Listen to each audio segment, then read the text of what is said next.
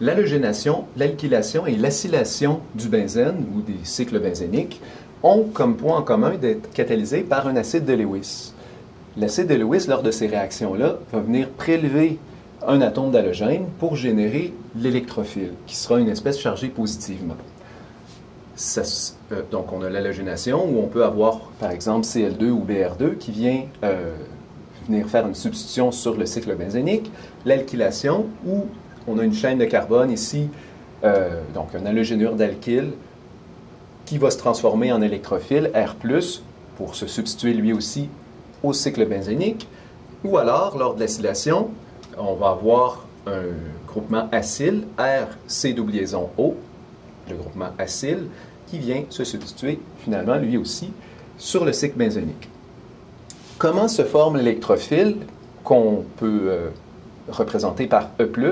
On va avoir un exemple d'électrophile RC-O avec une charge positive ici.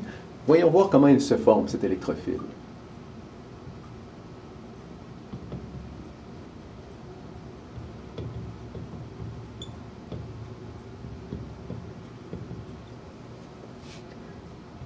Si on prend CH3, C-O, Cl comme électrophile, avec AlCl3 comme acide de Lewis, on va avoir le bris de la liaison CCl, comme ça, et formation d'électrophile qui va être ceci. Ainsi que AlCl4-,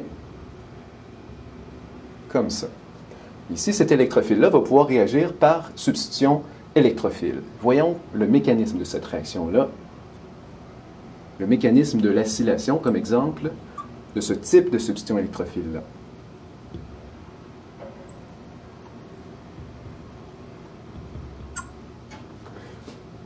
Notre cycle benzénique, donc, on peut prendre simplement le benzène, va réagir avec l'électrophile,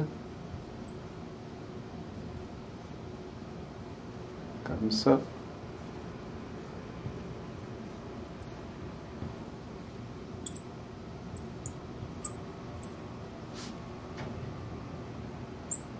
Je vais développer l'hydrogène qui va devoir quitter le benzène. On a une charge positive ici.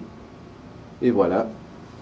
Et finalement, on produit un H+. Et on retrouve l'aromaticité du benzène, les 3 liaisons doubles.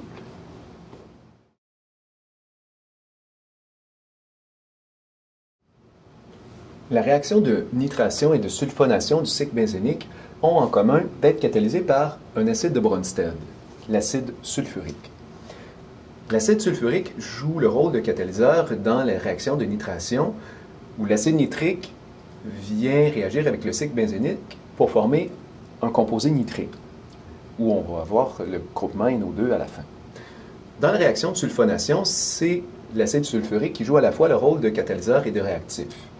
On aurait pu donc se contenter de mettre le H2SO4 du côté des réactifs et ne pas le mettre sur la flèche. À la fin, l'atome de soufre est lié au cycle benzénique. Voyons la formation de l'électrophile dans ce type de réaction-là en prenant comme exemple le HNO3, l'acide nitrique. Donc l'acide nitrique, HNO3, va réagir avec l'acide sulfurique, H2SO4, pour former l'ion NO2+, qui sera notre électrophile dans la réaction de substitution électrophile. Et on va avoir aussi la formation d'une molécule d'eau et de HSO4-. Et maintenant, voyons le mécanisme de cette réaction de nitration. Lors de cette réaction-là, c'est le cycle benzénique qui va réagir avec l'électrophile, l'ion NO2+. L'ion NO2+, il a l'air de ça.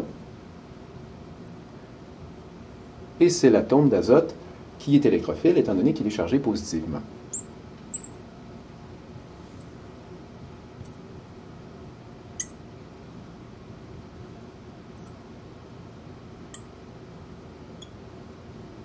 Il faut enlever ici la liaison double entre le N et le O pour éviter que l'atome d'azote fasse 5 liens.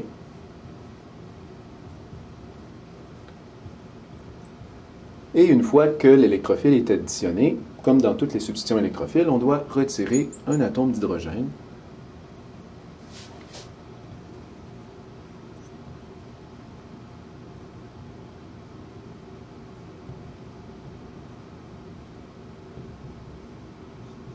Voici notre groupement NO2 et notre atome d'hydrogène.